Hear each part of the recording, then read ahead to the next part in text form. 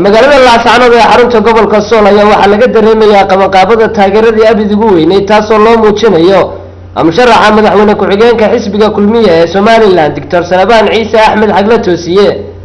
amaru TV-ga caalamiga ee Somali Cable microphone la dhex qaaday shacabweynaha ku dhaqan magaalada Laascaanood ayay raayigooda ku soo dhaweeyeen musharaxa madaxweyne ku-xigeenka Somaliland Dr. Salabaan Ciise Axmed Xagla Toosiye waxaana hadaladoodii kamid ahaa waxaan taageero ballaaran ku taageernaa musharaxa madaxweyne ku-xigeenka Salabaan Ciise Xagla Toosiye oo hadda raawo wasiirka caafimaadka oo ka soo jeeda beelaha bariga Somaliland waxaan taageerada kadib halkan baaq uga dirayaa madaxweynaha jamhuuriyadda Somaliland iyo madaxweyne ku-xigeenkiisa hoggaanka xisbiga iyo golaha dhexe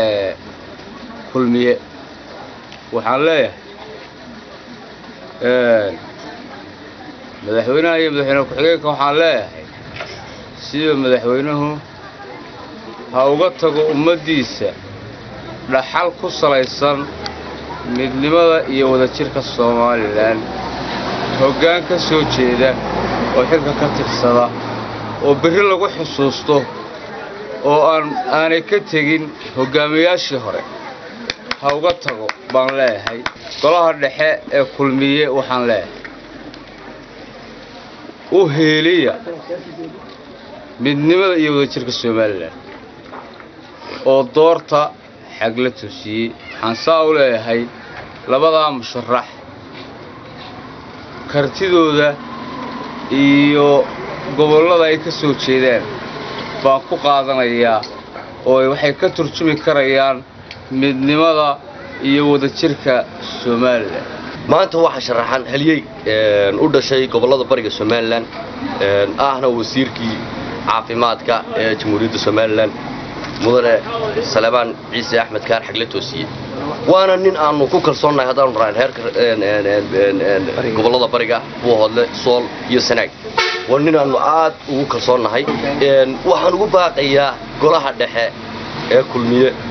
waxaanu taaganahay hadeer waa calaamadii kulmiyana waanu taageersanahay codkeygana waanu siinaynaa laakiin seebal shuruud waxaanu idin leenahay maanta annaga hamigayaga eega in badan baan hamigeena eegnay maanta annaga kaayaga tixgeliya macnaha waxaanu gacanta ku haysanaa waa codkayagii hadii aad doonaysan codkayaga ninkaanu doonayno noo soo saara ilaa nin waliba waa mare musma kula koray maanta annaga koraynay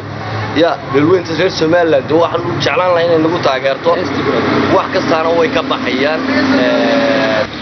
dadka oon iyo haraadaashaday ilaah deeq shubay nimcadu daaf tahay daadkuna waran yahay dalkuna nabad yahay kursigii dawladana kulmiye degay dadka ka hadlayna Sool iyo Sanaag doorasho ka dhacay waxaysan uga dhici jireen awal reer bay meesha ku ekayd biye laakiin maanta cadaalad baa u muuqataa biye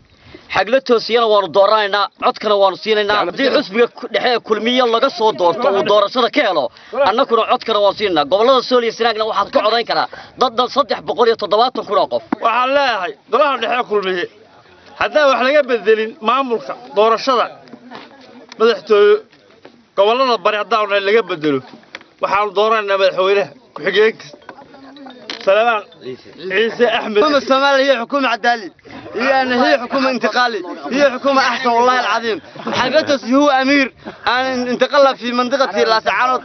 isku soo wada duubo waxa marba markasi dambeeyay sii taraya taageerada loo muujinayo musharaxa madaxweyne ku-xigeenka Somaliland Dr. Salabaan Xagla Toosiye ee gobolada Sool Sanaag iyo Cayn Samiir Siciid Bile TV-ga caalamiga ee Somali Cable Laascaanood